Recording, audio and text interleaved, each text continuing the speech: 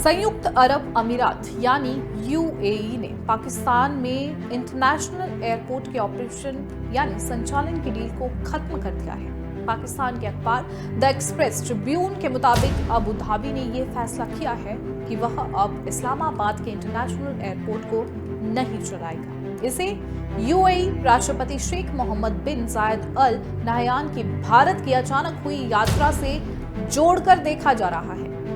Nahyan 19 जनवरी को सिर्फ 2 घंटे के लिए भारत आए थे। उनके भारत दौरे का ऐलान एक दिन पहले 18 जनवरी को ही हुआ था।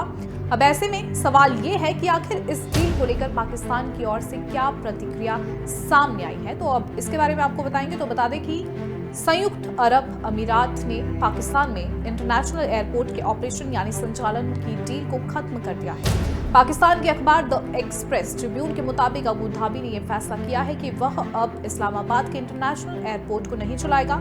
पाकिस्तान ने शनिवार को कहा कि यूएई के साथ इस्लामाबाद एयरपोर्ट को लीज पर देने या चलाने को लेकर कभी कोई डील हुई ही नहीं थी। सरकार ने उन मीडिया रिपोर्ट्स को भ्रामक बताया जिसमें कहा गया था कि पाकिस्तान ने यूएई के साथ प्रस्तावित समझौता रद्द कर दिया है। पाकिस्तान ने कहा कि राजधानी का इस्लामाबाद इंटरनेशनल एयरपोर्ट को प्राइवेट करने की तैयारी में है। पाकिस्तान सरकार के मुताबिक नवंबर 2025 में यह फैसला लिया गया था कि एयरपोर्ट को सरकार मॉडल के बजाय ओपन और प्रतिस्पर्धी बिडिंग के जरिए निजी हाथों में दिया जाएगा।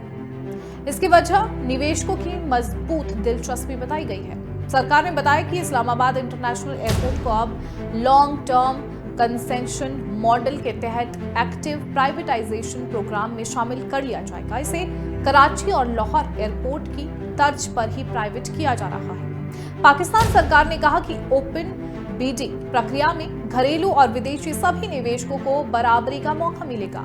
इसमें यूएई जैसे साझेदार देशों के निवेश भी शामिल हो सकते हैं। सरकार का कहना है कि इस कदम का मकसद एविएशन सेक्टर का आधुनिकीकरण करना और निजी निवेश को बढ़ावा देना है।